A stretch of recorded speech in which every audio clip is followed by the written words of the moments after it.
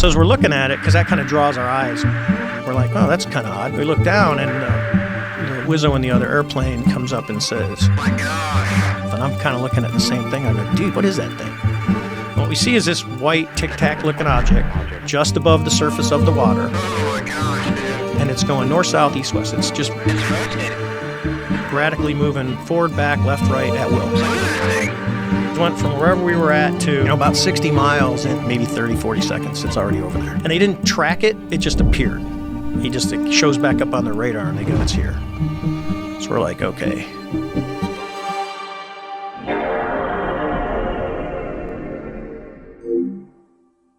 So what year was your incident? And you have a very, very famous incident that's corroborated by actual evidence, which is one of the rare ones. What year was it, and where did it take place? So it was 2004, November 14th. It's really, if you draw San Diego to Ensenada, Mexico, we're about 60 miles off the coast in between the two. We're doing workups, so when we get ready to deploy, this was for the 2005 deployment. We were going at sea for November and December of 2004. So we had been out. I had just taken over the squadron mid-October, so I'd been the CO for a month.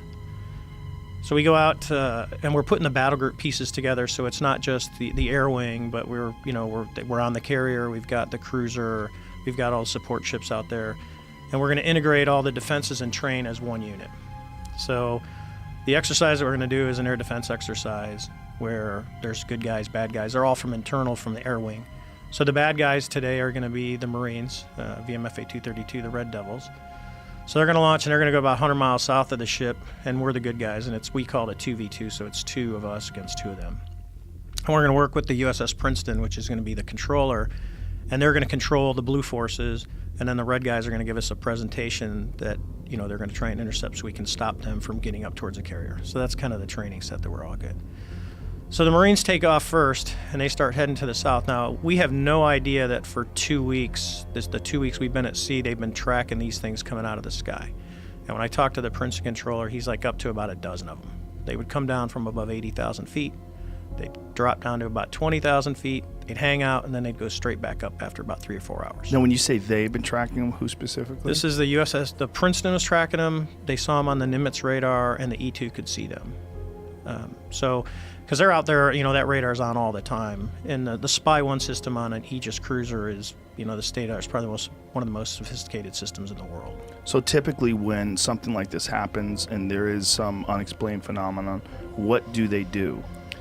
In this case, if we were in a threat environment, they would tell us. But we're off the coast of San Diego. It doesn't come to the air wing, so we have no idea that these things are out there at all. So they observe these things, and they never bothered telling any of you guys. That's correct.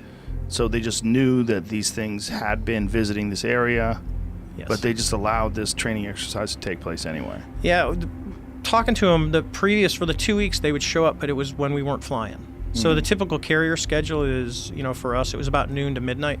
It's a 12-hour day. There's reasons for that. It can go a lot longer, but for training, we just do the 12-hour day thing. And it's cyclic ops, so you got guys taking off and landing periodically.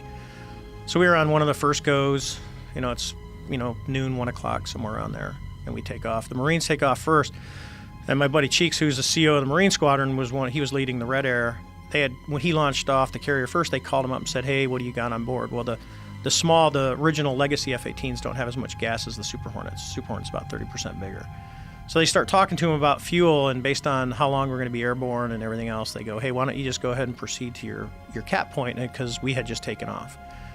And that's when the controller had come up and said, "Hey," I forget our call sign. It's probably like dealer is usually what we went. So it'd be like dealer 1-1.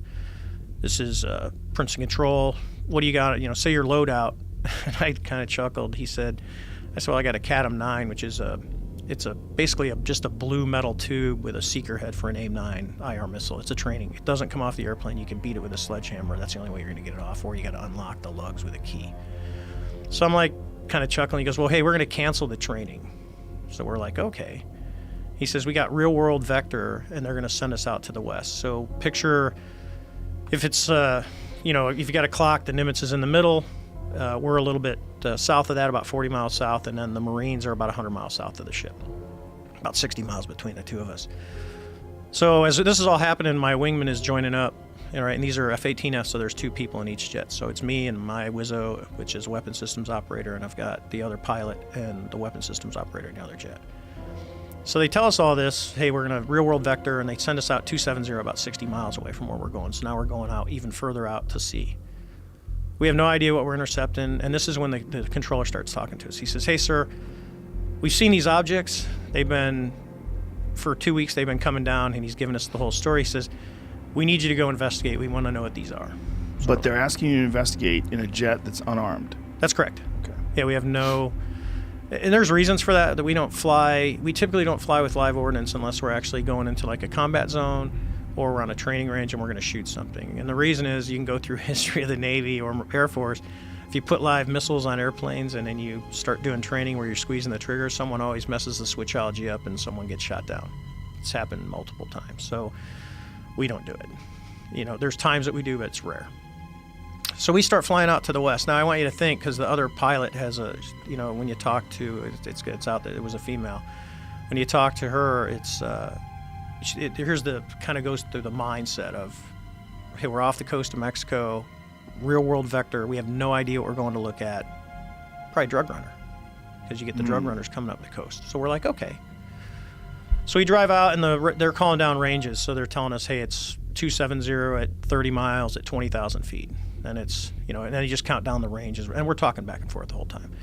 So they get out to a point where they say, hey, merge plot, which means radars have resolution cells, range and azimuth of what the radar can actually see. Once you're inside that box, you can't tell the difference between me and the object I'm going at. We're just become one big blob. So they call merge plot, and so the other jet is on my left-hand side. And I'm going to go to a clock code to make it simple. So the object we're going to end up looking for is right in the middle of the clock. And we are at the 6 o'clock position. And my wingman is off to my left side. So she's further down with her Wizzo. So as we're looking around, we look to the right, and there's yesterday was a perfect example out here. The water is perfectly calm, no white caps. I mean, it's literally a perfect San Diego, California day. And we see whitewater, something like if you see a seamount, rock underwater when you're standing on the shore and the waves are breaking over it and you're like, what is that? It's usually because there's a rock under the water. So it looks like that, but it's about the size of a 737. It actually kind of has a shape of like a cross, and it's pointing to the east. So you've got the long part going east-west, and you got a couple of things going north and south. So as we're looking at it, because that kind of draws our eyes, we're like, oh, that's kind of odd. We look down, and the Wizzo in the other airplane comes up and says, hey, skipper, do you?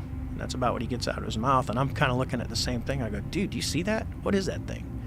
And what we see is this white Tic Tac looking object just above the surface of the water, pointing north-south, and it's going north-south, east-west. It's just radically moving forward, back, left, right at will. And it's moving around the disturbance, the whitewater that we see. How big is this thing? So, over time, it's about 40 feet long. And the way I estimate that is, I got a lot of time fighting other airplanes, so it's about the size of a Hornet fuselage, so that's why you say 40 feet.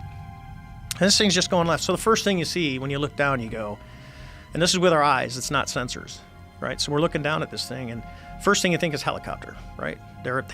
Helicopters typically stay below 200 feet when we're out there, and they're just driving around. We're pretty far away from the ship for a helicopter for one of ours. So what is it? So the first thing you look for is rotor wash. If you've watched any TV show that starts kicking the water up, and you can see that. It's really easy to see from the air. So we're like, no rotor wash. Matter of fact, don't see any rotors. Don't see any tail rotor. Don't see any, the main rotors. We're like, that's kind of weird. So as we're driving around, we're looking at this thing. We get to about the 9 o'clock position. How far away are you from this thing? I'm at 20,000 feet, and it's right down on the surface, right off our right side. So I'm probably maybe a couple miles lateral and 20,000 feet, and we're just watching it move around. And so it's very small in your eyes. Not overly small. An airplane down that low, it's 40 feet. You can see pretty well. It was pretty clear. So I'm like, okay. So I said, I'm gonna go check it out. That's what we're trained to do. The other pilot says, hey, I'm gonna stay up here, and I'm like, that's perfect. So now we'll get some separation. We'll get it from different views, and the other airplane will kind of have a god's eye view of everything that's going on as I go down and check this thing out. So I start driving around, and it's still doing its forward, back, left, right. It's still pointing north-south. We get to about the 12 o'clock position. I'm just in a nice, easy descent. And a reason, because I've been asked, could you go more aggressive? You can, but when you're out over water, the water looks the same at 20,000 feet as it does at 2,000 feet.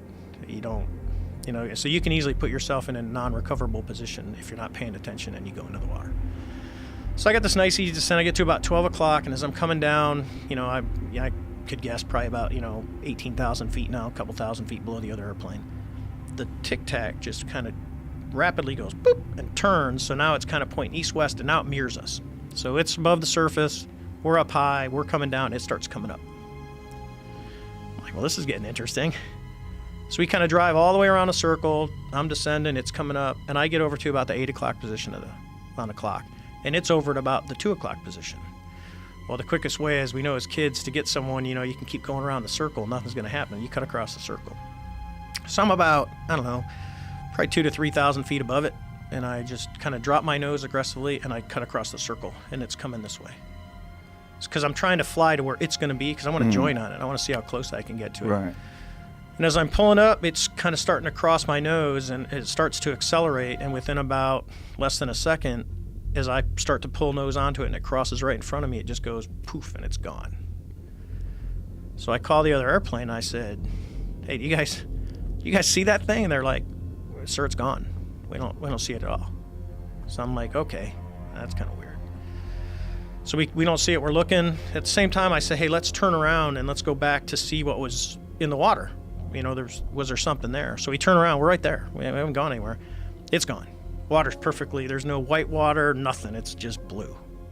I'm like, okay. So we turn back around, now we're heading back out towards the east, and I tell the controller, I said, I first said, I'm kind of weirded out, and I told my backseater that. And we start heading back, and the controller on the Princeton comes up and he says, sir, you're not going to believe this, but that thing is back at your cap point. That was our original point where we were going to hold 40 miles south of the ship. So this thing has went from wherever we were at to about 60 miles in, maybe 30, 40 seconds. It's already over there. And they didn't track it. It just appeared. It shows back up on the radar and they go, it's here. So we're like, okay. So we fly back. We don't see it. We don't see it on our radar. We don't see it on any of our sensors. We do like 2 runs and we come back to the ship and land.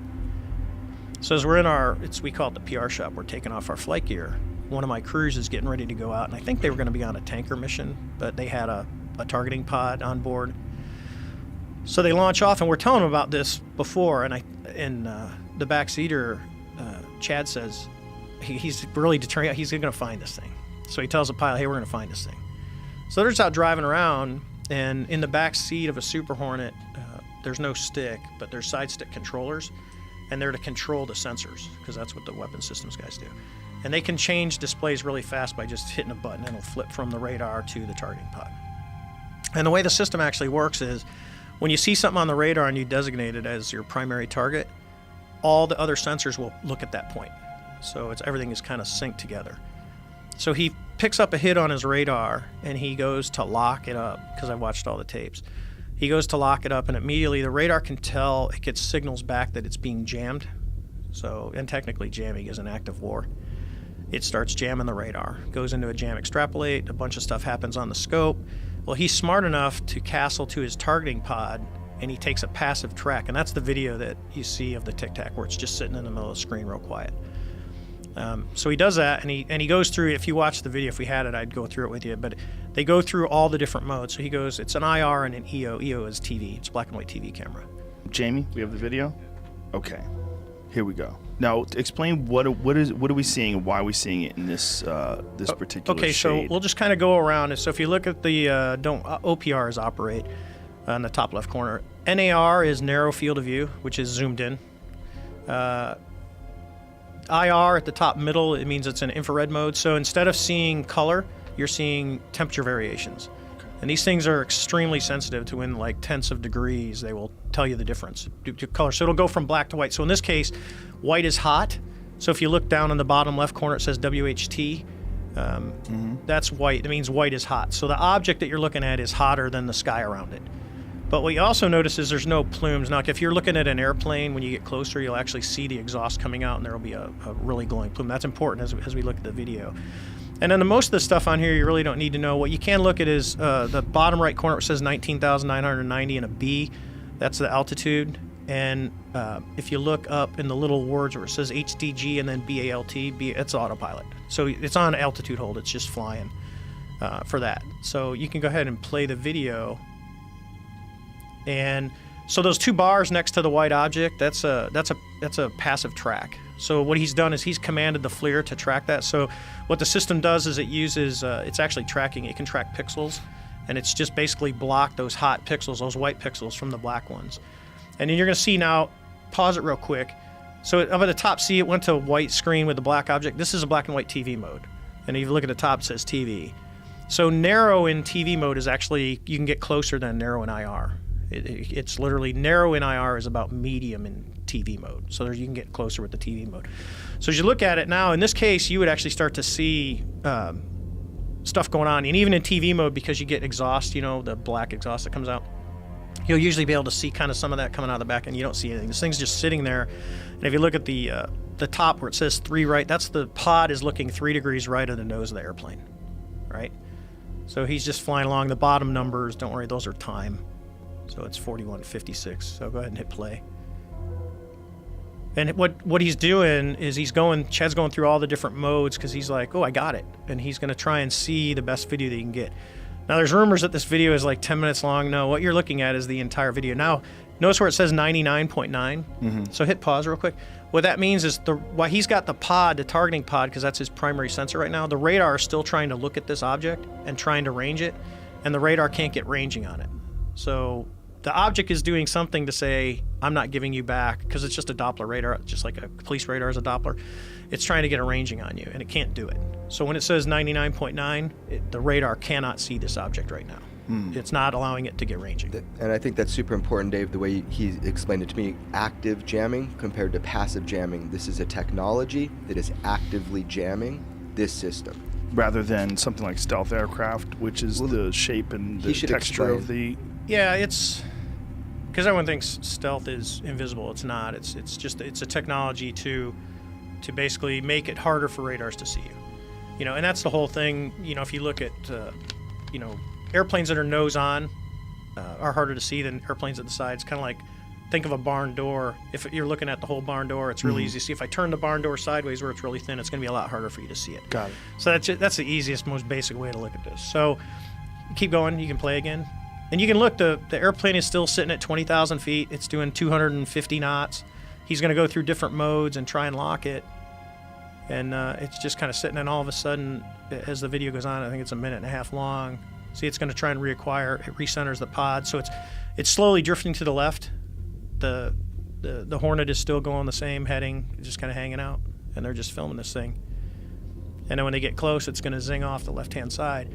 When you see it on a full, because this, you think digital, you'd be able to get a 1-for-1 copy. Unlike, when you copy your album to a cassette, you lose a little quality. Well, you still do in digital world, and off it goes to the left. And that's pretty fast to leave that field of view. When we have big monitors that we look at these when they come back, so we're looking at the original tapes. So play the end of that again, please, Jamie. So when it's taking off, how fast, when it just sort of like leaves the field of view and takes off to the left, how fast is that going? I would say pretty fast. It's an estimate. If we had ranging, you could obviously do the triangle and go, hey, because we know how big the field of view is. But for something to leave the field of view that fast with the pod just staring is pretty fast. I mean, it's like out of here. Like nothing that we have? No, because we can't. I don't care what airplane it is. So let's just use the F-22 Raptor. That's probably it's probably the best airplane in the world right now, performance-wise. It can't take off like that, especially if it's a hover. I mean, you're talking something that's just sitting in space in the wind, and then it just all of a sudden accelerates. Airplanes don't work that way. And it's not leaving any exhaust plume. No, notice there's none. And when you go back to the IR at the end, even in the IR, you don't. Yeah, see, there's IR zoomed in, and there's no. You would see a plume if that was an airplane. It's creepy how it takes off. Yeah. With active jamming, it's intelligently controlled. There's no rotors, there's no plumes, there's no exhaust, there's no tail fin, there's no tail number. This thing goes from a standstill, takes off. It's a propulsion system we don't have in our inventory, and no other nation does. That's how it's understood by the government. Now that's so if the fastest plane on Earth was trying to do that same maneuver, this system would be able to track it? Yeah, it would stay with it. until it got to the limits of the pod, you know, as far as looking to the left. But Right. and you know, the radar would see it. I mean, when you get close enough, you're gonna, you know, everything becomes visible because you get burned through with radar and how radars actually work. This one is, you know, you tell me, but this was performance beyond. I mean, it's like when we saw it disappear when it flew in front of my nose. And I'm talking something. I'm within a half mile of it, looking at it, and it gets in front of me and just disappears. So we'll just go to something that everyone knows is fast. Let's just say SR-71 that's doing Mach 3. You know, the visibility is 50 miles. So even at 35 miles a minute, I'm going to be able to see this thing turn into a little dot as it goes off into the horizon for probably a minute. The thing that we saw disappeared in a second. Just gone. And that's from two different angles. Remember, the other airplane's 8,000 feet above me because we get close to it at about 12,000 feet. So the other airplane's above me looking down, and when it disappeared, I said, "Do you guys see it?" And they said, "No, it's gone."